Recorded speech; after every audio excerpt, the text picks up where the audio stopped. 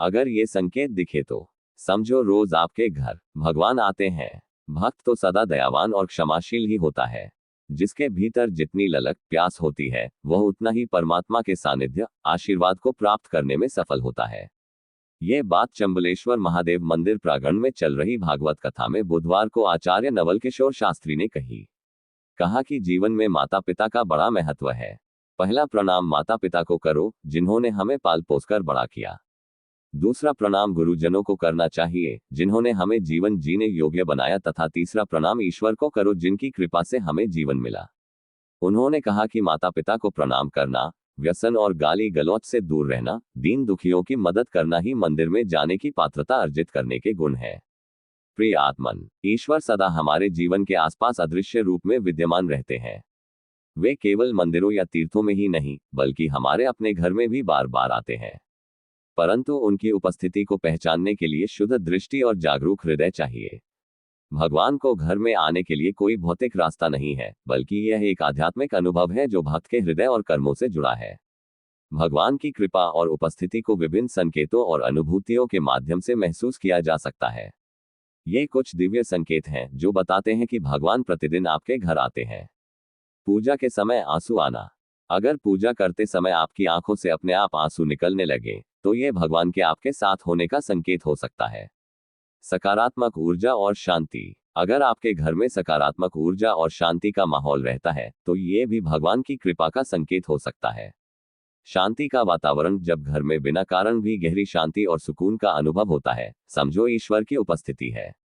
मधुर संबंध। परिवार के सदस्य प्रेम, करुणा और एक दूसरे के प्रति सम्मान से रहते हैं तो वह प्रेम ही भगवान का रूप है।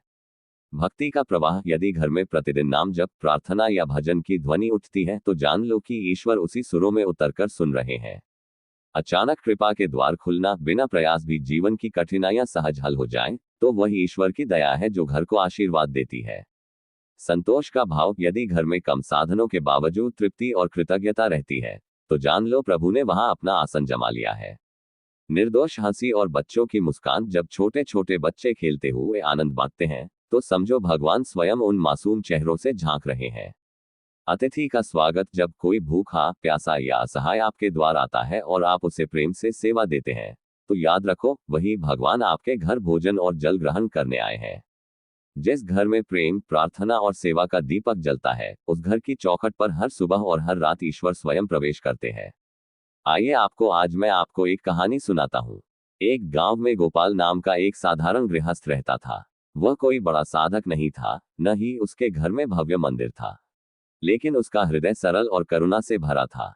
हर सुबह वह उठकर ईश्वर का नाम लेता और घर में दीप जलाकर कहता, प्रभु मेरे घर में रोज पधारो। उसकी पत्नी और बच्चे भी सादगी और प्रेम से रहते थे। घर में कभी झगड़े की आवाज नहीं आती, केवल हंसी और संतोष की गूंज सुनाई देती।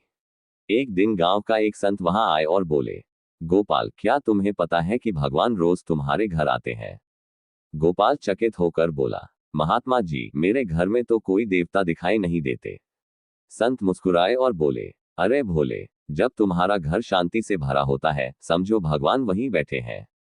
जब तुम्हारे बच्चे हंसते हैं समझो भगवान उनकी मुस्कान में झलक रहे हैं। जब कोई भूखा अतिथि आकर भोजन पाता है समझो स्वयं नारायण तुम्हारे दरवाजे पर आए थे। जब तुम्हारी पत्नी संतोष के साथ सेवा करती है समझो माता लक्ष्मी उसी रूप में है। और जब तुम ईश्वर का नाम जपते हो तो जान लो प्रभु वहीं खड़े होकर तुम्हारी वाणी सुनते हैं।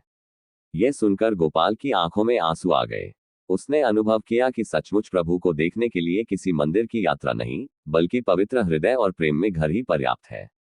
जब घर में प्रेम, शांति, सेवा और कृतज्ञता का दीप जलता है तब भगवान अदृश्य रूप से हर दिन वहां आते हैं। भगवान तो प्रेम के भूखे होते हैं। प्रभु अमीर गरीब नहीं देखते, वो देखते हैं तो आपका प्यार, स्नेह और किस भावना से उनको पुकार रहे हैं।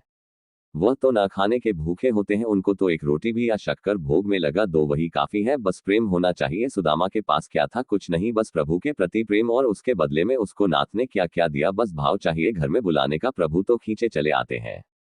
अगर कुछ बुरा लगे तो माफ करें। वीडियो अच्छी लगी हो तो लाइक और कमेंट करें।